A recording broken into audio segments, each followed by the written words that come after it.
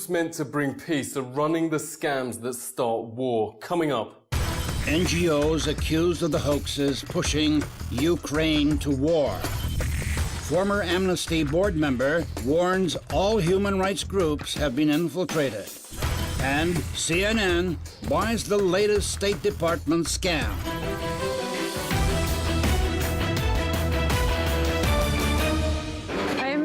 Ukrainian, the native of Kiev. This viral video, hyped by the mainstream, is the latest exposed as a State Department hoax, the opposite of the stated, quote, grassroots expression by Ukrainians. It's actually by a California firm and produced by a man called Larry Diamond of the US State Department and its NGO, the National Endowment for Democracy. The video is designed, notes activist post, to con the public to back more foreign intervention by associating Ukraine's shockingly violent coup with some peaceful, fragrant girl called Julia, instead of Nazi insurgents who've murdered their way to power, or Assistant State Secretary Vic Newland, caught revealing she'd plotted this coup against the elected government long before the protests started. Investigative reporter Paul Joseph Watson notes CNN's Anderson Cooper, for some reasons, often the point man for these State Department hoaxes. Paul joins us. Great to speak to you. What's going on? So you could look at the example of Anderson Cooper. He sold the Kony 2012 scam, which was similar to this I am a Ukrainian scam, and he quickly had to abandon that once it became obvious that that was a contrived agenda to justify US military intervention in Africa. And then, even after that, he sold the Syria Danny scam, which was this situation involving a quote, Syrian activist who was in fact staging YouTube videos to blame atrocities on the Assad regime as a means of discrediting, demonizing the Syrian government and justifying US military intervention. And what's interesting is the mainstream media interviews of Yulia that have occurred over the past couple of weeks credit her with being the creator of the video, when in fact it was created by a production company linked directly to the US State Department. So the key man behind the video, according to the production company itself, was Larry Diamond.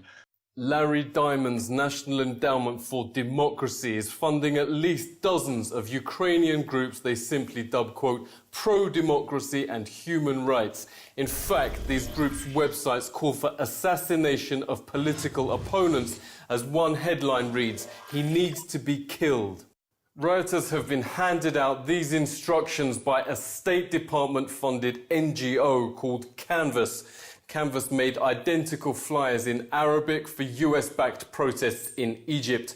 In fact, instructions with the NGO's fist logo have been distributed wherever countries resist takeover by Wall Street.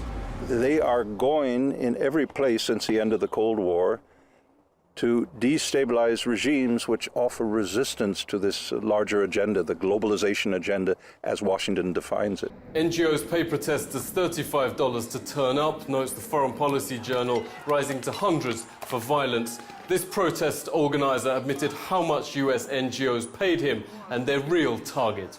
$1 million. $1 million? Yeah, some smaller country like Belarus, for instance, or Ukraine, and then we can get Russia. We've invested over $5 billion to assist Ukraine in these and other goals. They're doing so peacefully, with great courage, and with enormous personal restraint, as they sang hymns and prayed for peace, as we take Ukraine into the future that it deserves. This future it deserves, reports European Tribune, was arranged even before protests started. Leaked images show NATO teaching Ukraine's neo-Nazi gangs, here wearing a Nazi hat, quote, terrorism and subversion, how to use radio-controlled mines, sniper rifles in civilian areas, and spreading human rights and democracy. When they seized power last week, they began spraying swastikas and defacing synagogues with the words "death to the Jews," but using a more offensive word than Jews. The book Ideal Illusions: How the US Government Co-opted Human Rights found a State Department meeting chose the terms human rights and democracy as its perfect foil. Such broad terms could justify attacking anyone, while Hollywood and media paint US as the model, despite by far the world's largest prison population and far and away the world's most appalling war crimes, including the murder of millions in Iraq. Real or invented offences in target nations would be presented as symptomatic and requiring regime change, whereas far worse American violations are just, quote, mistakes. In fact, the very term human rights group, notes the site Global Research, couldn't be more false. Each US bombing campaign is not just supported by NGOs, they have been the very instigators of the scams that push decision makers to destroy human rights and human lives around the world. Over 70 leading NGOs claimed Gaddafi murdered 6,000 in Benghazi, the claim on which the UN approved intervention. After the war, where NATO killed even more people than the claimed attack, NGOs admitted it wasn't true. One of those signatories was Human Rights Watch, which told Obama to continue rendition, the practice of flying people to third-party states to strip them of rights. The group claims the UN blamed the Ghouta chemical attack on Syria's government. It was not even in the UN mandate to apport blame, and also regrets the US hasn't bombed Damascus on the grounds that it fails to ensure justice. Justice, for Human Rights Watch, notes Ron Paul Institute's Daniel McAdams, means NATO killing far more people than even the alleged attack. Daniel joins us. Great to see you. Why are human rights groups behaving like this? Well, you know what? Human Rights Watch is kind of a pseudo-private intelligence agency. They often have people on the ground first, and they are able to dominate the media coverage of an event. They can inflate figures, they can deflate figures depending on the position of U.S. foreign policy. This human rights organization that issued a report about Gaddafi was using jet planes to kill people, and he had killed 6,000. It was repeated the same way, as gospel. And then a very good French filmmaker named Julien Thiel made a film where he interviewed the individual who was responsible for writing that report, a Libyan citizen, and they asked him, well, where was the proof for your assertions? And he just looked at the camera and said, there is no proof. There is no proof. What can I tell you? There is none. In what human rights investigations called a scandal of the first order, the state official who took NGO's Libyan hoax to the UN was rewarded with the chair of Amnesty USA.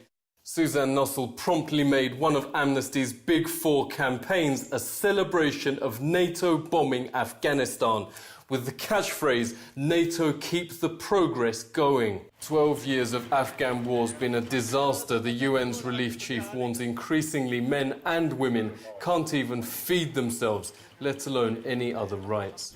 Political activist Eric Draitser joins us. Great to speak to you. What's going on? Look at some of America's wars to understand the way in which Amnesty International functions as a propaganda mouthpiece. If you look at the Amnesty International campaign with regard to Afghanistan, what do they put front and center? The rights of women. By putting it out there in that fashion, they are acting to sell the war, the continued occupation of Afghanistan, to the American people, using the face of young Afghan women to justify what is a nakedly imperial war. This is the sad truth of what Amnesty International does, that Amnesty International, like the other NGOs, act as an appendage of the United States foreign policy. They act as an appendage of finance capital.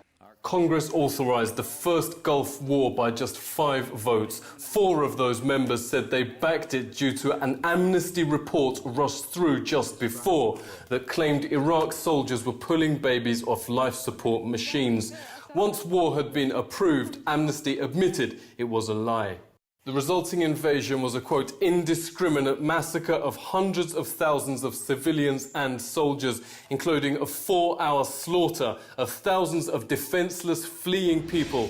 One US pilot admitted was like shooting fish in a barrel. Amnesty board member Francis Boyle resigned after hitting a wall of silence on any approach to US, British or Israeli war crimes. He joins us now. Great to see you. Can you give us a view from inside the organization?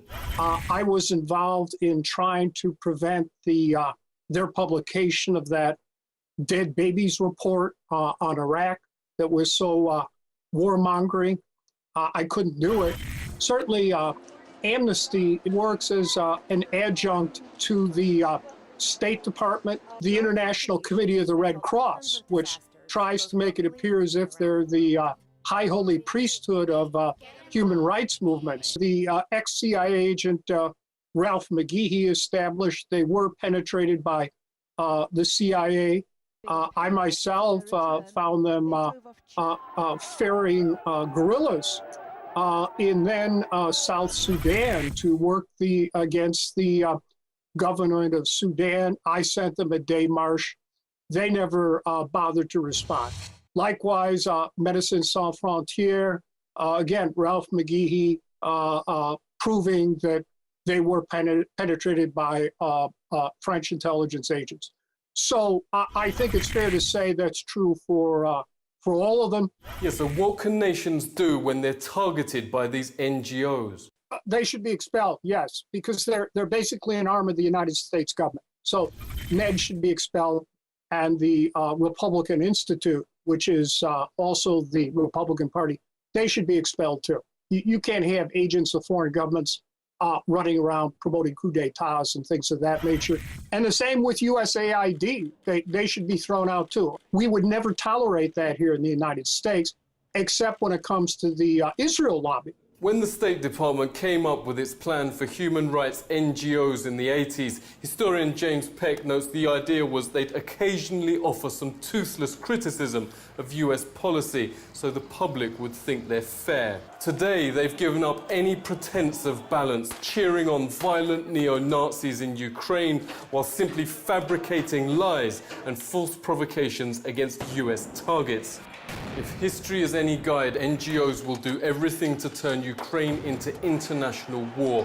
When the organizations tasked with preventing conflict are the ones provoking it, the world is in a dangerous place. Seek truth from facts. This is The Truth Seeker.